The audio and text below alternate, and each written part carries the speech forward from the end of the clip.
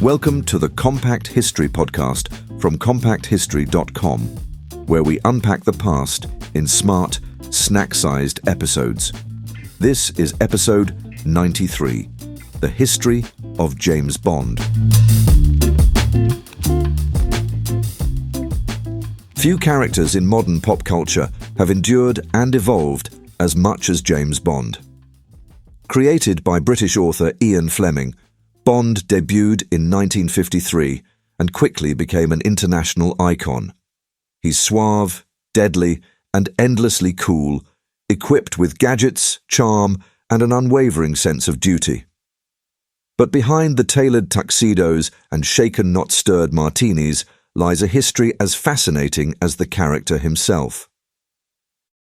James Bond was born on the page in Ian Fleming's novel Casino Royale, which was published on the 13th of April 1953.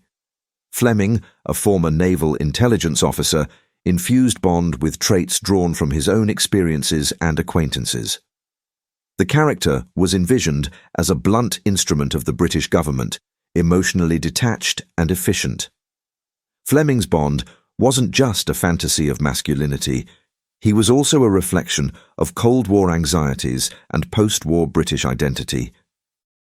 The early Bond novels, including Live and Let Die, Moonraker, and From Russia with Love, introduced the formula that would become Bond's hallmark: exotic locations, elaborate villains, beautiful women, and high-stakes espionage. Fleming wrote 12 Bond novels and 2 short story collections before he died in 1964. The leap from page to screen came in 1962 with Dr. No, starring Sean Connery as Bond. Connery's portrayal set the standard: rugged, charming, and lethal. The film's success launched what would become the longest-running film franchise in history. Dr. No introduced key elements like the gun barrel opening, the theme music, and the cinematic Bond girl, all staples of the series. Connery went on to star in several iconic Bond films, including Goldfinger, Thunderball, and You Only Live Twice. Each film amplified the Bond mythos, blending spy thriller plots with extravagant production values and cutting-edge special effects for the time. As the series grew, so did its budget and ambition. Bond became a symbol of British resilience and a form of cultural diplomacy. He was a British icon with a global reach, more myth than man. When Sean Connery stepped away from the role, other actors stepped in. George Lazenby played Bond once in On Her Majesty's Secret Service, 1969, offering a more emotionally vulnerable version of the character. Though not as commercially successful at the time, the film gained appreciation in later years. Roger Moore followed, bringing a lighter, more comedic tone to the franchise.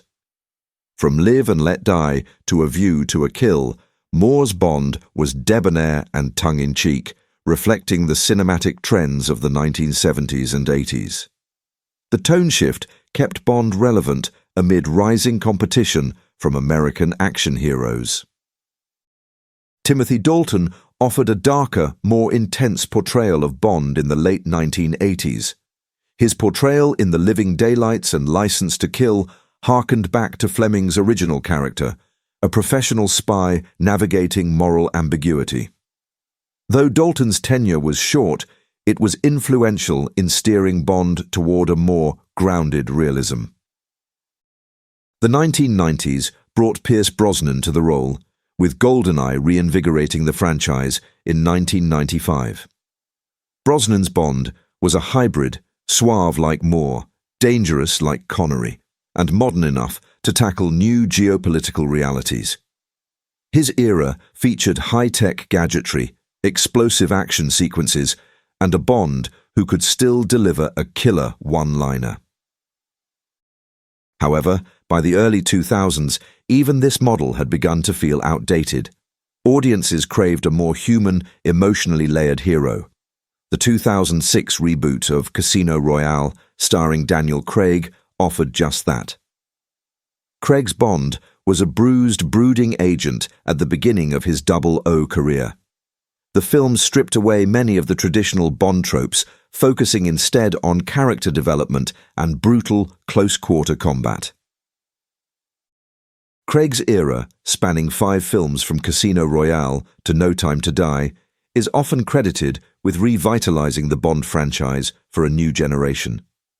These films explored themes of loss, identity, and redemption, and dared to challenge the very notion of what Bond should be. For the first time, Bond was fallible, emotionally vulnerable, and even ready to die for something bigger than himself. The Bond franchise has long been scrutinized for its portrayal of women. Early Bond girls were often reduced to eye candy or damsels in distress. However, the evolution of the franchise has brought stronger, more complex female characters into the spotlight. Characters like Vesper Lynd, M, Nomi, and Madeleine Swann reflect changing attitudes and a broader awareness of gender representation. Likewise, Bond's allies have played crucial roles.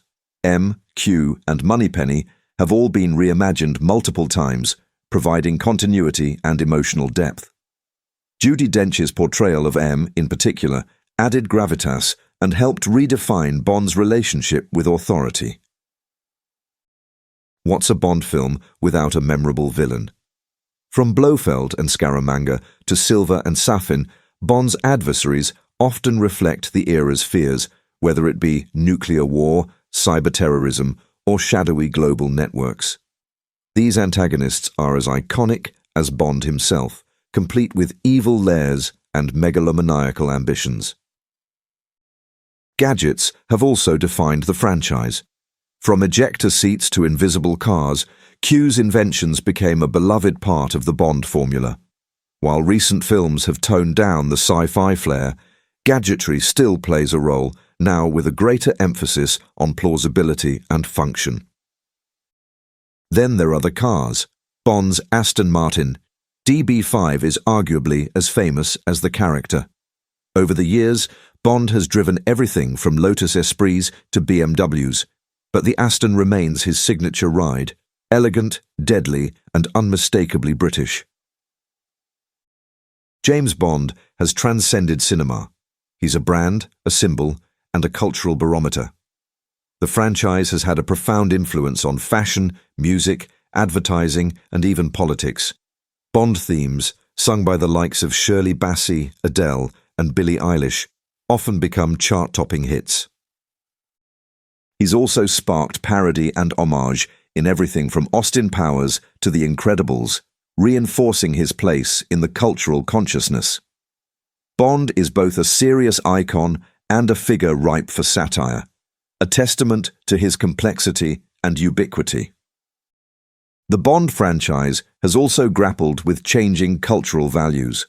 What was acceptable in the 1960s may not be acceptable today, and each new installment has had to navigate this shifting terrain. The franchise has shown increasing awareness of diversity, inclusion, and sensitivity to global audiences. With Daniel Craig's exit, the long-awaited moment for a new chapter in Bond's story has arrived, and it's coming under new leadership. In 2025, Amazon MGM Studios struck a landmark deal with Barbara Broccoli and Michael G. Wilson to form a joint venture that would house the James Bond intellectual property, granting Amazon MGM creative control over all future installments. Meanwhile, Broccoli and Wilson will remain co-owners, but for the first time in decades, the mantle of deciding Bond's direction will reside outside the Broccoli family. Now, speculation swirls not just around who will portray 007 next, but what that Bond will embody. Will the next agent retain the classic traits, British, male, and suave, or will the franchise evolve to reflect broader, more inclusive ideals? Amazon, buoyed by its 2022 acquisition of MGM, is making bold moves. It has tapped heavyweight producers Amy Pascal and David Heyman to oversee upcoming projects and has already named Denis Villeneuve as director of the next film. These choices signal Amazon's desire to fuse respect for tradition with cinematic reinvention. The shift also brings opportunities for expansion, including spin-offs, streaming series, origin stories, and fresh storytelling formats. In the streaming era, franchises like Bond are no longer confined to theatrical release, and Amazon, with its streaming platform and deep pockets, is well positioned to explore new narrative territory. This is a pivotal moment. The Bond franchise is entering a new era, one where heritage meets ambition and creative risk may finally become part of the formula. Ultimately, James Bond endures because he changes. He adapts to the era, reflects societal shifts, and reinvents himself while staying recognizable. The tuxedo may remain the same, but the man inside it continues to evolve. Bond speaks to something primal, our fascination with danger, our admiration for style and competence, and our curiosity about the hidden world of espionage. He is a fantasy, yes, but one rooted in very real questions about power, identity, and sacrifice. Whether he's dodging bullets in Istanbul, seducing spies in Venice, or bleeding in the shadows of MI6, Bond remains a compelling mirror to the world and to ourselves. And with the promise of a new 007 on the horizon, the story is far from over. James Bond isn't just a character, he's a legacy, one that's shaken, stirred, and still going strong.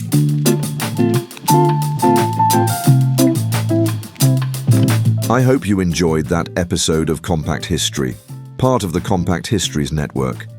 You can find more episodes and explore our other Compact shows at compacthistories.com. If you enjoyed the episode, please like, follow, or subscribe. And if you'd like to support the show more directly, why not consider buying us a coffee at compacthistories.com/historycoffee. Thanks for listening, and I'll see you next time.